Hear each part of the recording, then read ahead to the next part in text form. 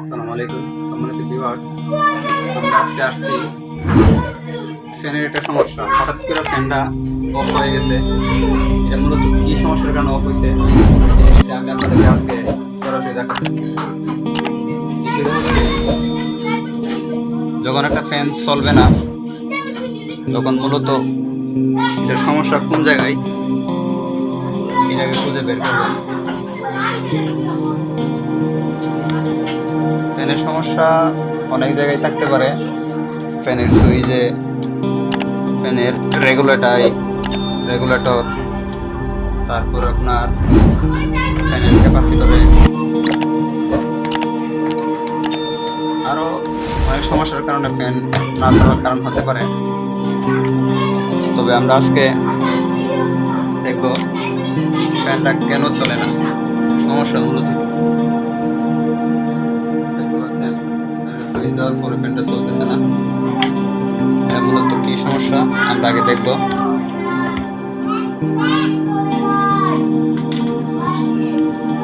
Fan switch দেওয়ার পরে দেখবেন ফ্যানের সুইচটা ভালো আছে কিনা। লোড সুইচ ফেস লাইনে আমরা কারেন্ট পাইতেছি, কিন্তু সুইচ দেওয়ার পরে সুইচ থেকে লাইন যাইতেছে, তাহলে সুইচে কোনো সমস্যা নাই। ফ্যান সুইচটা অফ করে দেখুন আগে রেগুলেটরটা ঠিক আছে কিনা। রেগুলেটর আপনার ঠিক না থাকলে রেগুলেটর দিয়ে আপনার কাজ না করলে আপনি রেগুলেটর চেঞ্জ করবেন। সবসময় কারেন্ট যখনই যে তারে আপনি হাত দিবেন তারগুলাই কারেন্ট আছে কিনা এটা একটু ভালো করে চেক করবেন। এখন দেখব আমাদের রেগুলেটর ভালো আছে কিনা। সুইচ দিলাম, ফ্যানের সুইচ দিলাম, সুইচ দেওয়ার পরে রেগুলেটর ভালো আছে কিনা দেখবো। দেখতে পাইতেছেন মানে সুইচ আমরা অন করছি, সুইচ অন করার পরেও রেগুলেটর কিন্তু কারেন্ট দিতেছে না, যার কারণে ফ্যানটা মূলত চলতেছে না। আমরা এখন এই রেগুলেটরটা চেঞ্জ করে ফেলবো। সুইচটা অফ করে দিলাম, সুইচটা অফ করে আমরা রেগুলেটর এই তারটা খুলবো। খোলার পরে রেগুলেটরটা চেঞ্জ করার চেষ্টা করব। চেঞ্জ করার সময় আগে পুরাতন রেগুলেটরটা খুলবেন। পুরাতন রেগুলেটর খোলার পরে নতুন রেগুলেটর লাগানোর জায়গা করে নেবেন। সবসময় মনে রাখবেন আপনি একটা কাজ করার সময় মূল সমস্যাটা কোন জায়গায় এটা আগে খুঁজে বের করবেন। খুঁজে বের করার পরে আপনি আপনার কাজ সমাধান দেওয়ার চেষ্টা করবেন। এটা হইতে পারে একটা পিয়ানো বোর্ডের কাজ। আপনি যখন বহুতল ভবনের কাজ করবেন, বহুতল ভবনের যে ফ্যান এটাও কিন্তু একটা ফ্যান। তাই কাজ সব ফ্যানের সিস্টেম একই। রেগুলেটর যেরকম এখানে পিয়ানো রেগুলেটর, বিল্ডিংয়ে গ্যাং রেগুলেটর। তাই সমস্যা যখনই হবে, পিয়ানো হলে পিয়ানোতে সমস্যা হবে, পিয়ানো রেগুলেটর সমস্যা হবে। গ্যাং ফ্যান হলে গ্যাং সুইচের হবে। আপনি ইচ্ছে করলে কাজ করার সময় লাইন আপনি অফ করে কাজ করতে পারেন। আর যদি পর্যাপ্ত স্পেস থাকে কাজটা সহজ মনে করলে আপনি অফ না করে পারবেন।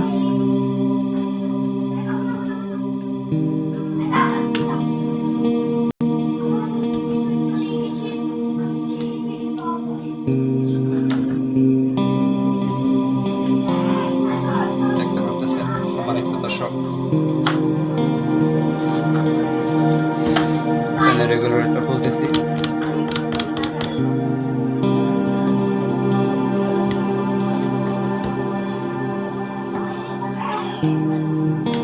অনেক আগের রেগুলেটর, তাই নাটটা অনেক শক্ত হয়ে গেছে।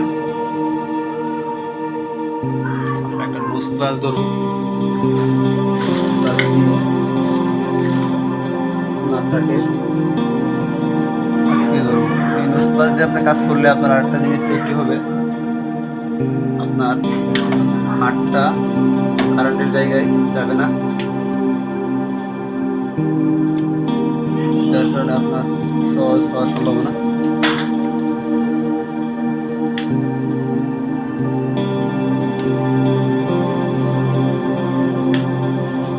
একটা কাজ অনেক সময় লাগে, তারপরেও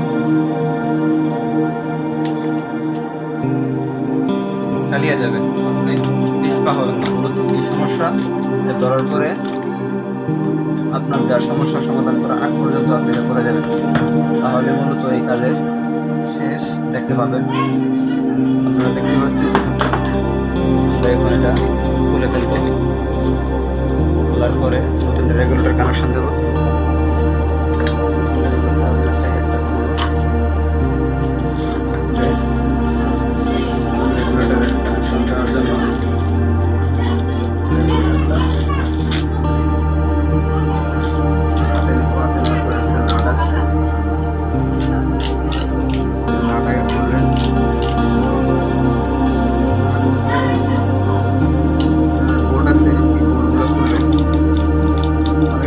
হাত বুঝবে না, আপনারা যন্ত্রের মাধ্যমে কাজ করবেন, আপনি আপনার মতন করবেন যা আপনার জন্য সহজ হয়।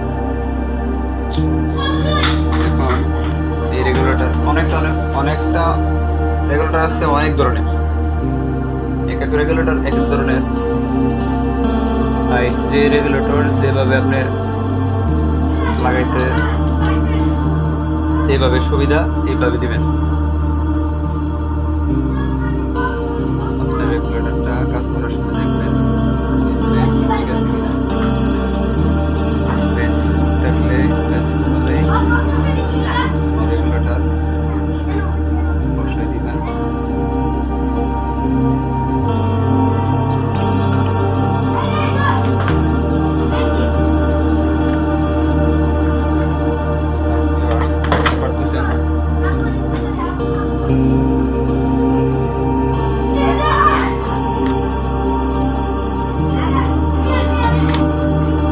রেগুলেটরের কাজ আপনি যতটুকু সময় লাগে তার চেয়ে বেশি সময় লাগে, অনেক সময় আছে ফিটিংসের জায়গা স্পেসটা মিলে না। তারপরে আগের যে রেগুলেটর আছে এই রেগুলেটর গার্ডের সাথে বর্তমান রেগুলেটর গার্ডের নাম মিলতে পারে, তাই অনেক সময় আপনার টার্গেটের যে সময় বেশি লাগতে পারে। তারপরও আপনি তাড়াহুড়া করবেন না, কারণ কারেন্টের কাজ আপনি একটু সময় নিয়ে করেন। কারেন্টের কাজ আপনি একটু সময় নিয়ে করলে আপনার কাজটা ভালো হওয়ার সম্ভাবনা আছে। এই রেগুলেটরটা আমাদের প্রায় শেষ পর্যায়ে, তারপর আমরা কানেকশন দেব।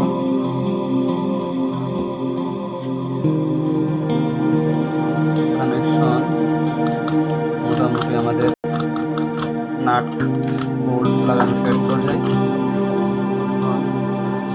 আপনার নোজ প্লাস দিয়ে নাটগুলা টাইট করে দিয়ে দেবেন, কারণ এখানে আপনার হাত পৌঁছবে না।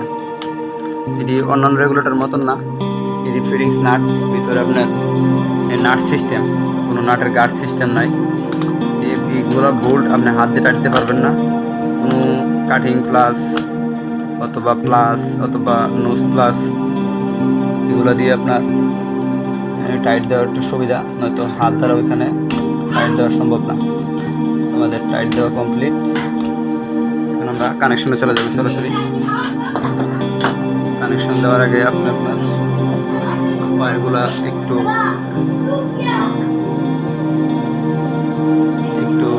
পরিষ্কার করে নেন, ভিতরের তামাগুলো বের করে নেন। বের করার পরে সম্মানিত ভিউয়ার্স, একটা জিনিস দেখুন, আপনি প্রথমত ফ্যানের যে তারটা আছে ফ্যানের তারটা একটা দিবেন আপনার রেগুলেটরের এক তারের ভিতরে, আরেকটা তার আপনি দিয়ে দিবেন সরাসরি সুইচে দিয়ে দিবেন। সুইচে দিলে তার লাগানো, তারটা একটু শর্ট, আমরা একটু তার এর সাথে কানেকশন দিয়ে দিই। কানেকশন দিলে তারটার যে স্বল্পতা আছে স্বল্পতা পুরো হয়ে যাবে। রেগুলেটর তার অনেক সময় আপনার স্বল্পতার কারণে বোর্ডের সুইচে অনেক সময় পৌঁছে না, তাই এটার আপনি একটু তার কানেকশন দিয়ে পোস্টিং করে দেন। তাহলে আমরা এখন পোস্টিংয়ের কাজটা শেষ করে নিই।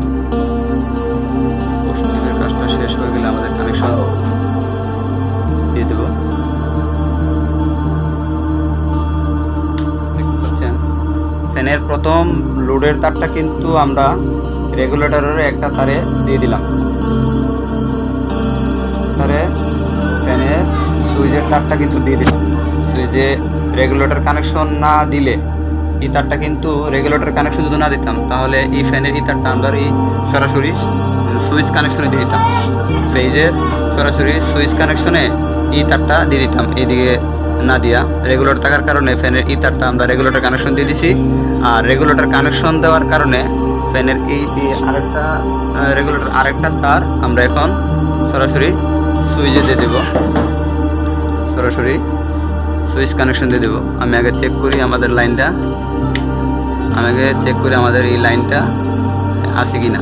লাইনটা এখানে নাই, সুইচ দেওয়া নাই, তাই এই সুইচটাকে নাটটা লুজ দিয়ে রেগুলেটর এই তারটা আমরা এদিকে এই সুইচে দিয়ে দেবো বরাবর। সুইচ দিয়ে এই তারটা আমরা টাইট করে দেব। ভালো করে আপনার নাট বোল্টের কাজ করার সময় সবসময় ভালো টাইট হয়েছে কিনা একটু খেয়াল রাখবেন, নয়তো লুজ কানেকশন অনেক সময় আপনার এই সুইচের গোড়া পড়ে যেতে পারে, তারের গোড়া পড়ে যেতে পারে, যার কারণে আপনার অনেক সমস্যা হতে পারে, স্পার্ক করতে পারে, তারপরে বিদ্যুৎ ইলেকট্রিসিটি অনেক ধরনের সমস্যা হতে পারে। তাই ভালো করে টাইট দিবেন। টাইট দেওয়ার পরে আপনি যে কাজ করছেন এই কাজ হচ্ছে আপনার ফ্যানটা না চলার কারণে রেগুলেটর মার্ক করছেন রেগুলেটর ভালো কিনা। তাই আমরা রেগুলেটর দেখলাম সমস্যা, তাই রেগুলেটরটা চেঞ্জ করে ফ্যানের কানেকশন দিলাম। ফ্যানের কানেকশন দিয়ে এখন আমরা দেখবো আমাদের কাজ সম্পূর্ণ হয়েছে কিনা বা ভালো আছে কিনা। মানে তো ভিউয়ার্স এখন আমরা দেখবো সুইচ দেওয়ার পর ফ্যান ঘুরে কিনা। হ্যাঁ, দেখতে পাচ্ছেন আমাদের ফ্যান এখন ঘুরতেছে, ফ্যান কানেকশন পাইছে। তাহলে বুঝতে পারছেন মূলত আপনার একটা রেগুলেটরের কারণে আপনার এই ফ্যানটা এতক্ষণ ঘুরতেছে না। এখন চেঞ্জ করছেন, সুইচ দিয়ে কানেকশন দিচ্ছেন, রেগুলেটর নষ্ট হওয়ার কারণে আপনি পরিবর্তন করাতে আপনার ফ্যানটা কিন্তু ঠিক হয়ে গেছে। ভিউয়ার্স, তাই যে কোনো কাজ আপনি করার আগে মার্ক করবেন। মার্ক করার পরে আপনার যে সমস্যা পাইবেন, এই সমস্যা পাওয়ার পরে আপনার তা সমাধান করার জন্য যা প্রয়োজনীয় তা আপনি ব্যবহার করবেন। এখন আমরা বুটটা লাগিয়ে ফেলব।